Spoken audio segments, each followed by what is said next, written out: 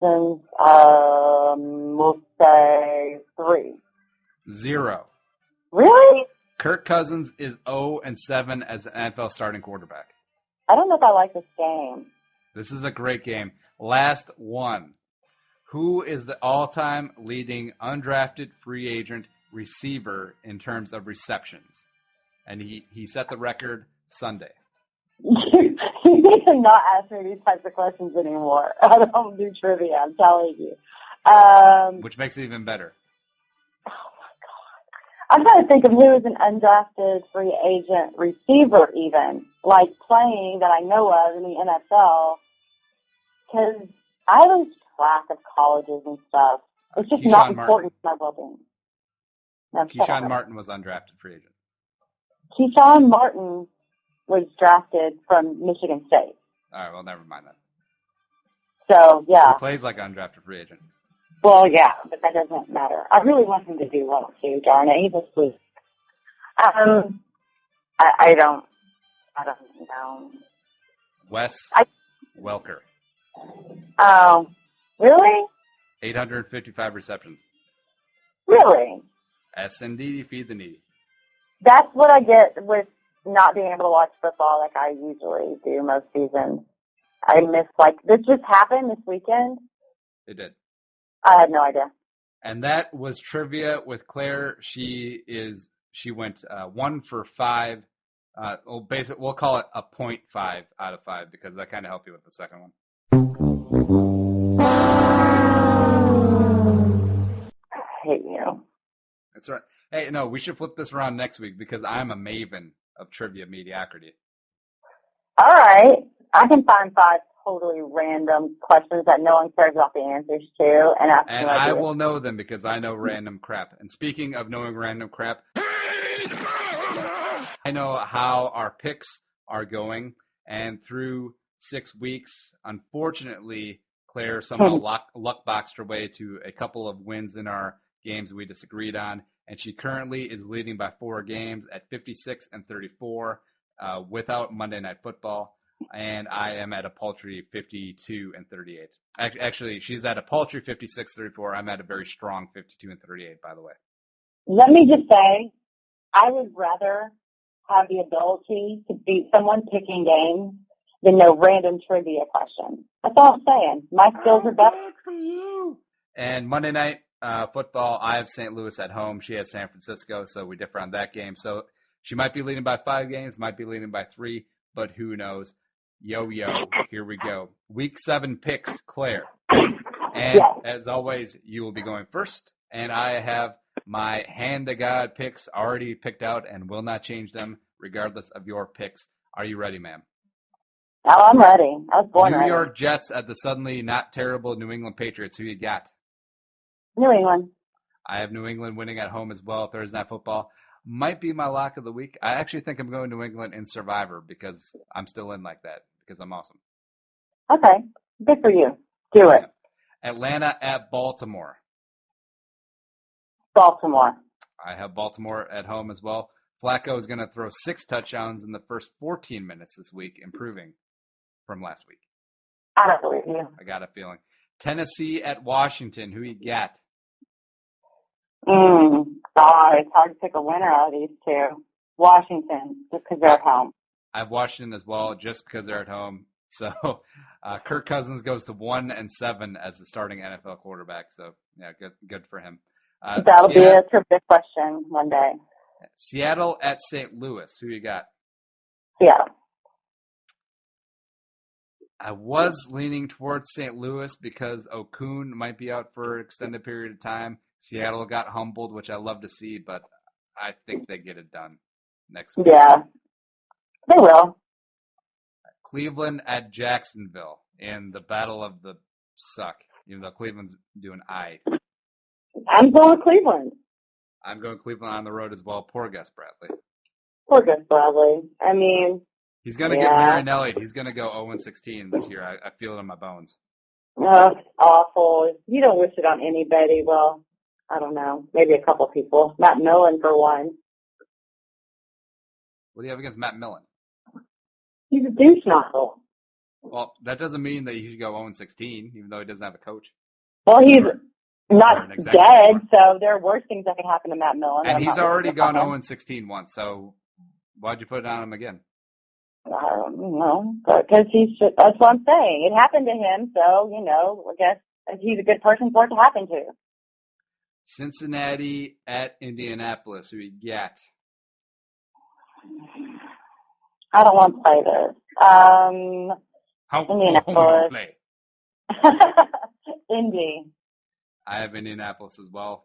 We're thinking too much alike. You need to get off the lawn. Minnesota at Buffalo.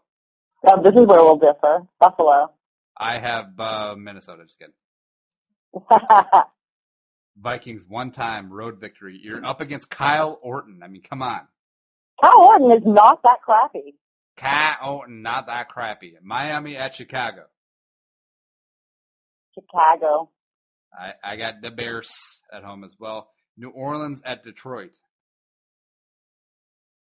New Orleans, I think. Wait. Locking it in. I have Detroit at home. All right, I'm going New Orleans. You got a lot of faith in Drew Brees on that big fat ass. Oh, that ass, though. That 5'9" ass. It's a nice ass. You need to take a peek. He was gifted. His height might be under 6, but that ass is over 10. Ayo. Carolina at Green Bay. Golly gee. Gee willikers. At Green Bay, let's go Green Bay. I have Green Bay at home as well, unfortunately. KC at San Diego, first of the late games. San Diego. I got Chargers at home. Arizona at Oakland. Arizona. That one's awful. I have Arizona too, but I think Oakland gives them a game. I think Oakland played San Diego pretty darn well this week, but yeah, I don't trust them. See, there's one thing to be bad, like Oakland is, Tampa Bay is, but Tampa Bay didn't show up for 2 of their games. Oakland always at least tries and busts their ass. So I give them respect for that, even though they're 0-6. Yeah. Oh, they're playing for Toronto, I think. I think they like Toronto. I don't know. Or at least right now they do, until it gets annoying. Giants at them Cowboys. I guess you got to go with the Cowboys here. What choice do you have? Yeah, so do I. San Francisco at Denver. That could be a game right there. They're at Denver. I'm going Denver, but that could be a fun game to watch. Yes. Denver. I have Denver at home as well. And Houston at Pittsburgh for some reason. Monday Night Football. Who do you have? Logic says go with the Steelers. My heart says I can't not believe that the Texans can win against the Steelers team. So it's Texans. I have the Steelers at home. And so this is going to be like pornography for you on Monday Night Football. You get your Texans, and you get Mike Tomlin, and you get Palomalu's ass. All that ass everywhere. There's just ass everywhere. Ass. Now make the mother hammer time. Do you know that song? No. How do you not know that song? I don't know who sings it, but I know all the words. I don't know that song. You're going to direct me to that song one day. I don't think I know it. I'll send you a YouTube link. You can do it yourself. Just YouTube ass. Okay. That's probably, just going to come right up and... Please. Okay. All right, so we differ on 3 games. You got Buffalo at home. I got the Vikings come out one time. You have New Orleans on the road. I got Detroit at home with that good defense. You have Houston winning in Pittsburgh on Monday Night Football. I got the home team. So, Claire, after St. Louis takes care of business tonight, and then I sweep all the games we differ on, we're going to be tied up, baby. You say this every week. And this picks contest is coming down to the wire because the winner of the regular season picks contest picks the loser's Twitter avatar for the duration of the playoffs. Forever and ever. I really hope you like hairless moles. Hairless moles? Like the animal or like the thing on a person? No. stop making this sexual. I'm talking about the animal, although the animal is very sexy. Moles are kind of sexy. They're adorbs. All right, hold on. I got to write that down because we're using that as one of the teasers. Moles are kind of sexy. Aaron Foster's mole is sexy. And out of context, you could just be talking, hey, stop making this all perverted. All right, because we all know what you're talking about there. Yeah, well, sorry. Actually, doesn't Drew Brees have no, it's a birthmark. Yeah, I don't think Drew Brees is sexy, like, in the face or anything. But he has a nice ass. But that ass. All right. Anything left over? Anything for you to plug, promote on the phone? We made this happen. On the NFL Female Podcast on Wednesday, we're having Jim Trotter come on and talk with us. So that's kind of major. Jim Trotter, formerly SI. Yes, he's ESPN now. Yep. He's an awesome dude. So, I like him. Yeah, so he's going to be on the show.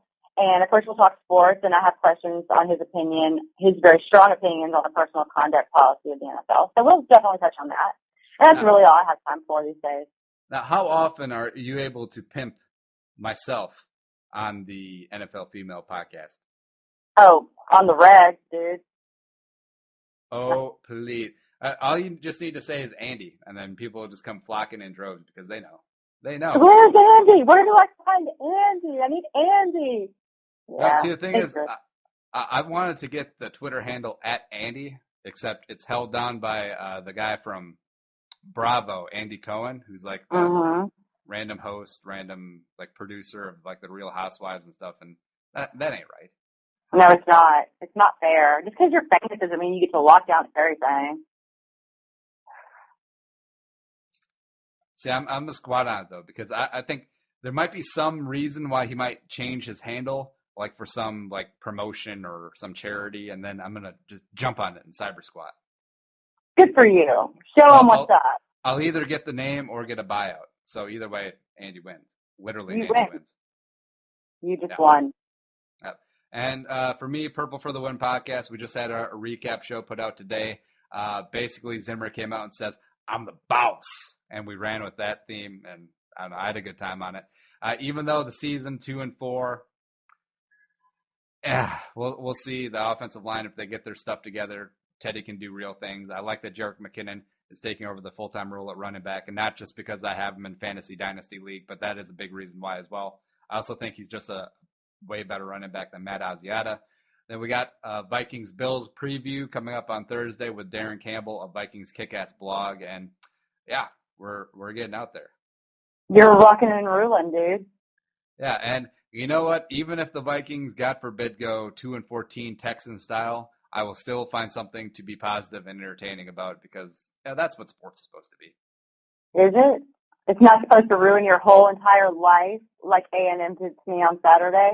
Now, see, it is because I had a bit of fun watching people on Twitter when things were going so well for the Vikings. They're like, to all of you criticizing the Vikings, you're not a real fan. Just get off the bandwagon and stay off. When did the Vikings pick up these bandwagon fans this random guy speaks up? See, I think he was talking about just any fan who criticizes the team. Oh. And,